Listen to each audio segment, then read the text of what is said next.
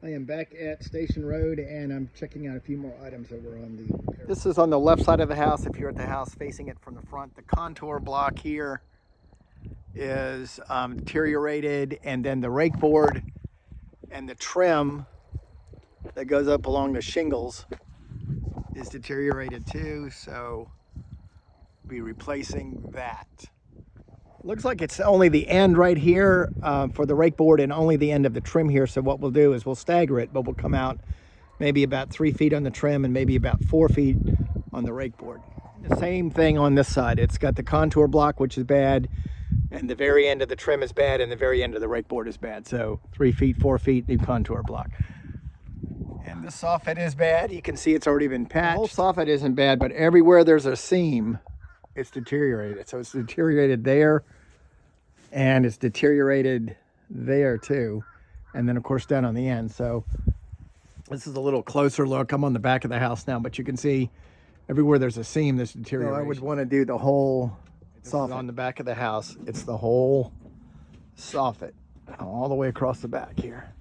Still on the back of the house. The trim along the roof is bad right there, and the rake board is bad, and it's been patched in before, so I think I would just cut it back a little bit more and then redo it.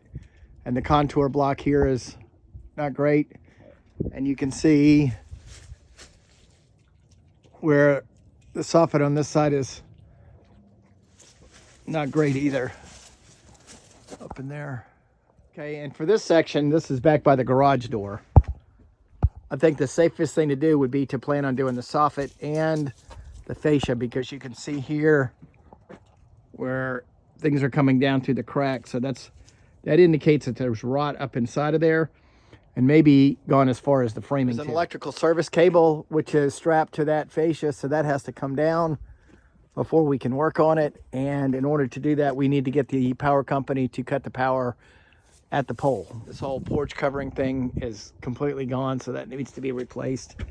And then here is more soffit, contour block, fascia, and I think that whole thing in there is rotten, probably the frame. Okay, and the contour block up there, and the rake board all the way up to the top, and it's not had any attention for a long time. It's because the power cord is attached to that, and nobody wants to mess with them. So it's the same thing. We have to call the power company. They have to drop the power at the pole. Then we have to take the straps off, then fix the wood, and then put everything back together, and then have the power company come back out. Okay, this rake board here may be just a matter of scraping and painting, but it also, if it was built before 1978, it could contain lead paint, so it might be just better to replace that board and then repaint it. Okay, now we're starting back on the front of the house. Soffit, fascia, and framing underneath. That's the front rake board. Same condition as the back. The contour block that needs to be redone.